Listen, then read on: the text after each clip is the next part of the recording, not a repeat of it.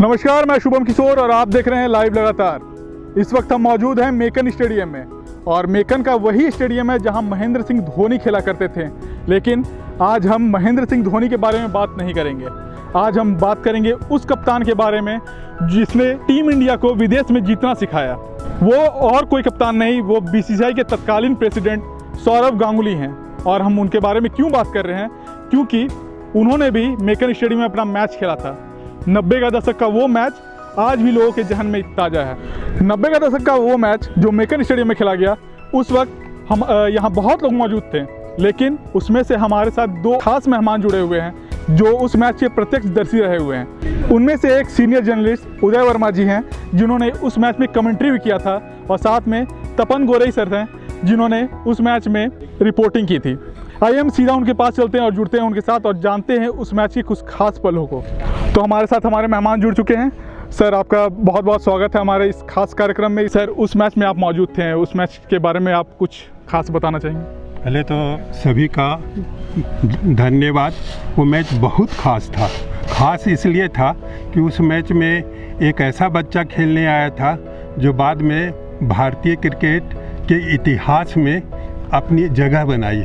कहना चाहिए कि सौरव गांगुली सिर्फ लीजेंड नहीं थे, बल्कि वो भारतीय इतिहास के क्रिकेट थे। मेकन के मैदान में हालांकि उनकी पारी जो उस समय रणजी ट्रॉफी की हुई थी बड़ी छोटी थी, लेकिन उस छोटी पारी में एक बड़े क्रिकेटर का जन्म हो रहा था। सौरव गांगुली मुश्किल से 15-20 मिनट बल्लेबाजी उन्होंने की थी, और जहाँ तक मेरे स्मरण में आ रहा है वो सिर्फ 5 रन बना पाए थे इस दौरान। और बिहार के गेंदबाज धनंजय सिंह की एक सीधी गेंद पे वो LBW हो गए थे। दरअसल उस गेंद को वो अंदर आती हुई गेंद यानी इन स्विंगर के रूप में खेलना चाहा उन्होंने, लेकिन वो उनके बल्ले को छकाते हुए पैड में लगी और वो आउट हो गए।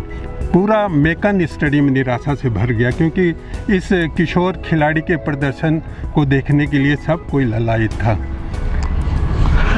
सर, उस मैच में आपने कमेंट्री भी की थी, तो उस मैच में कमेंट्री के अंदाज में कुछ आप बोलना चाहेंगे? जब वो फील्डिंग करने जा रहे थे उस समय जो दर्शक थे वो कैसा फील कर रहे थे, उसको अगर आप बताना चाहें तो। अच्छी कोशिश करते हैं, अब तो बहुत उम्र भी हो गई जी है और वो जज्बा भी नहीं है। तो जैसे सौरव गांगुली मैदान पे आया, उस समय संयोग से मैं ही कमेंट्री कर रहा था। तो मैंने जो कमेंट्री किया वो था, यह है बंगाल के सबसे युवा बल्लेबाज सौरव गांगुली। इनसे बंगाल को तो उम्मीद है ही, भारतीय टीम पे इन पे नज़रें लगा रही है। ये भारतीय टीम का दरवाज़ा खटखटाने वाले हैं। सौरव गांगुली की बल्लेबाजी बड़ी क्लासिकल है। उनका कट शॉट इतना दर्शनीय है कि भारत में अभी तक वैसा कट शॉट लगाने वाला कोई हुआ नहीं। हल्का सा बैट से टच और बाउंड्री पार। सौरव गांगुली धीरे धीरे कदम बढ़ाते हुए क्रीज की ओर आ रहे हैं और पूरे दर्शक तालियों से उनका स्वागत कर रहे हैं। इस छोटे से क्रिकेटर को इतना सम्मान मेकन स्टेडियम में मिलेगा ये किसी ने सोचा भी नहीं था।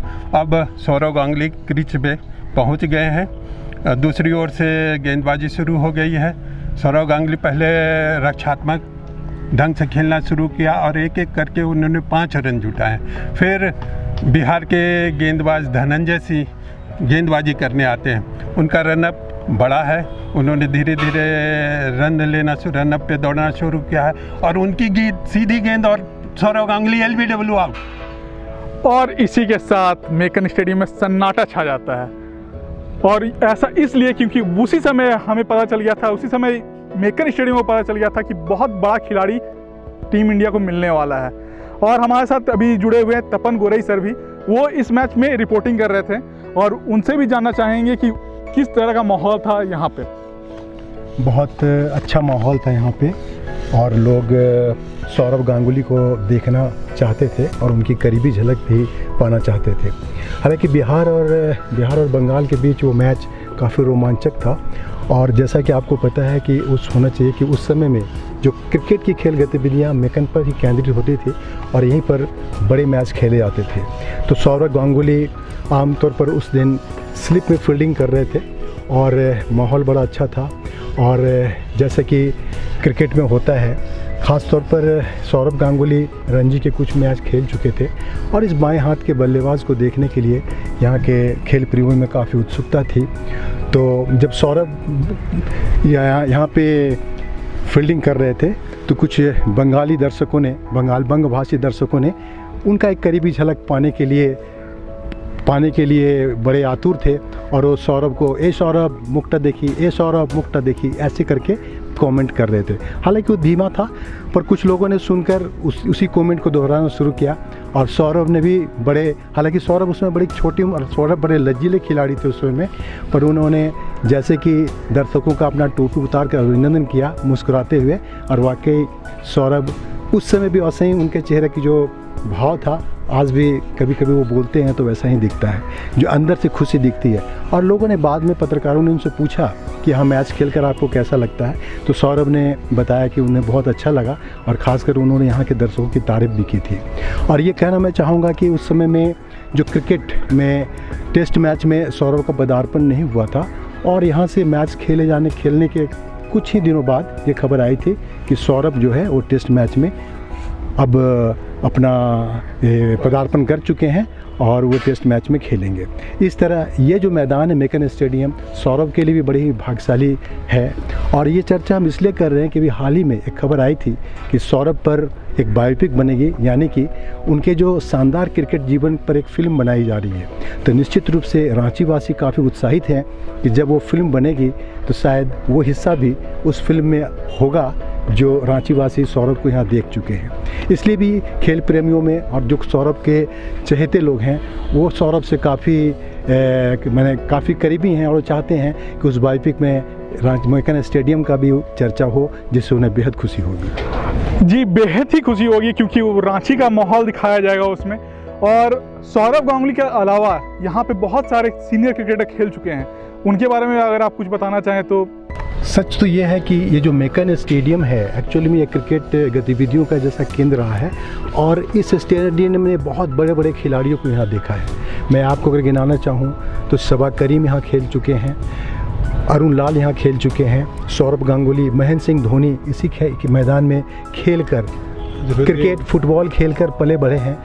और भी मैं आपको ये बताना चाहूँ कि इस मैदान में बहुत से बड़े बड़े रणजी खिलाड़ियों को देखा है और एक बड़ा इतिहास है। अगर कहा जाए मौजूदा समय में टीम इंडिया के पूर्व कप्तानों की बात करें तो महेंद्र सिंह धोनी और सौरभ गांगुली जिनका खेल इस स्टेडियम ने देखा है, इस मैदान में देखा है।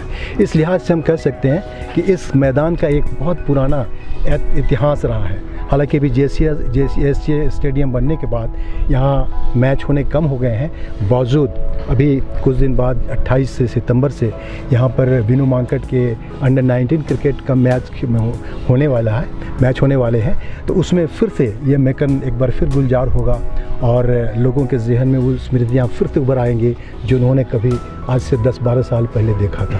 और वाकई ये मैदान आज भी उतना ही हरा भरा है और बहुत सुंदर है। सर, आप बता रहे थे उस दौर में मोहम्मद अजरुद्दीन भी यहाँ पे खेल चुके हैं, यानी भारत के 3 कप्तान यहाँ पे खेल चुके हैं। हाँ, मोहम्मद अजरुद्दीन भी यहाँ आए थे रणजी ट्रॉफी मैच में। वो तब हैदराबाद की ओर से खेलते थे और उनके नेतृत्व में यहाँ बिहार से हैदराबाद की टीम जीती थी। उस मैच में सौरभ गांगुली के साथ अरुण लाल भी थे। हाँ, अरुण लाल भी थे, उन्होंने शतक बनाया था। और एक खिलाड़ी कोई कल्याणी थे, उन्होंने भी शतक बनाया था। और सौरभ गांगुली के बड़े भाई स्नेहाशीष गांगुली भी थे, वही कैप्टन थे। उन्होंने इस मैच में 40-45 रन सब संभवतः बनाया था, लेकिन उनकी बल्लेबाजी बड़ी शानदार थी और एक माहौल बना था। और एक बात और आपको बताता हूँ, सौरभ गांगुली बाद में भारतीय टीम के कैप्टन बने और सफल कैप्टन बने। उसका अंकुर उनके बचपन में ही फूट रहा था। मेकन के मैदान में उस रणजी ट्रॉफी मैच में जब वो स्लिप पे फील्डिंग कर रहे थे तो थर्ड मैन वगैरह के खिलाड़ियों को आगे पीछे वो करवा रहे थे, यानी कप्तानी का अंकुर वहीं से फूट रहा था। और वो समझ रहे थे कि गेंदबाज किस तरह की गेंदबाजी करेगी और बल्लेबाज किस तरह से बीट होगा या मारेगा, बॉल कहाँ जाएगी जी। तो उस हिसाब से उन्होंने कुछ फील्डिंग भी सेट किया था, मतलब बिना कप्तान के परमिशन के। और हो सकता उन्हें ये अकथित रूप से परमिशन हो, वैसे सभी खिलाड़ियों को होता है कि वो फील्डर अगर सही जगह में नहीं है तो कर दे, तो सौरव गांगुली भी कर रहे थे। लेकिन एक और सौरव गांगुली के बारे में बात बता दूं, वो छोटे थे, हमने इंटरव्यू के लिए उन्हें बुलाया, उन्होंने इनकार कर दिया। उनका कहना था कि अभी हम इंटरव्यू नहीं दे सकते हैं। तो हमने बहुत कोशिश की, फिर भी वो नहीं आए। आमी कुछ बोलो ना, यही वो कहते रहे। कहा जाता है कि बचपन में सौरव गांगुली अपने भाई से ही प्रेरित होकर क्रिकेट खेलना स्टार्ट किया था, और दाएं हाथ से बाएं हाथ का जो तबादला था वो उनसे ही हुआ था, क्योंकि उनके भाई बाएं हाथ के बल्लेबाज थे और उनका गियर जो कि ग्लव्स वगैरह रहता है वो पहनने के लिए उन्होंने भी अपना शैली बदल लिया था। इस बारे में कुछ आप बताना चाहें कि उनके भाई में बॉन्डिंग कैसा था, दोनों भाई ये जो मैच खेल रहे थे दोनों भाई में बॉन्डिंग कैसा था उसमें? स्नेहाशीष का नाम ही स्नेह था, सभी के प्रति वो स्नेहपूर्ण व्यवहार रखते थे, और गांगुली को तो बिल्कुल अपने पास ही रखते थे, क्योंकि गांगुली उस समय 17-18 वर्ष का किशोर कैसा होता है आप समझ सकते हैं। तो गांगुली को क्रिकेट की तकनीकियों की नॉलेज नहीं थी, लेकिन वो एक नेचुरल बल्लेबाज थे, उनको कोई बनाया नहीं था, वो खुद बने थे, मतलब खुद को गढ़े थे, वो स्वयंभू थे। उस दौर में झारखंड नहीं बना था, उस दौर में ये बिहार था, और उस समय बिहार का मैच बंगाल के साथ चल रहा था। तो बंगाल और बिहार के मैच में क्या माहौल था, बिहारी और बंगाली अगर बोला जाए तो उस समय कैसा माहौल था यहाँ पर? माहौल बहुत बढ़िया था। अविभाजित बिहार के समय में ज़्यादातर खिलाड़ी हमारे जो बिहार की टीम में होते थे उसमें पटना, धनबाद और जमशेदपुर के खिलाड़ी होते थे। रांची के खिलाड़ी बहुत कम होते थे। पर मैं ये जानकारी आपको दूं कि हमारे इस रांची के एक समय में देवल सहाय जी जो मेकन में ही कार्यरत थे और क्रिकेट में बेहद रुचि रखते थे, और उनके प्रयास से ही रांची में क्रिकेट का एक तरह से पदार्पण हुआ। और ये कहा जाए कि रांची के खिलाड़ियों को रणजी ट्रॉफी या बड़े मैचों में उनका पदार्पण हुआ, जाना शुरू हुआ, टीम में शामिल होना शुरू हुआ। वो खिलाड़ियों को तलाशते थे, और मेकन स्टेडियम को अगर कहा जाए तो देवल सहाय ने बड़े ही जतन से यहाँ सारी चीज़ों को डेवलप किया था, और एक माहौल क्रिकेट का उन्हीं की देन है कि क्रिकेट का एक माहौल या केंद्र मेकन बन पाया।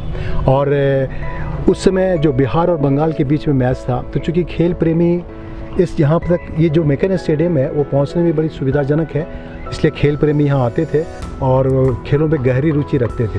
थोड़ा सा फ़र्क अभी क्रिकेट में जो परिवर्तन आया है वो क्रिकेट एटिकेट्स में आया है, खिलाड़ी बढ़ गए हैं, खेल बढ़ गया है।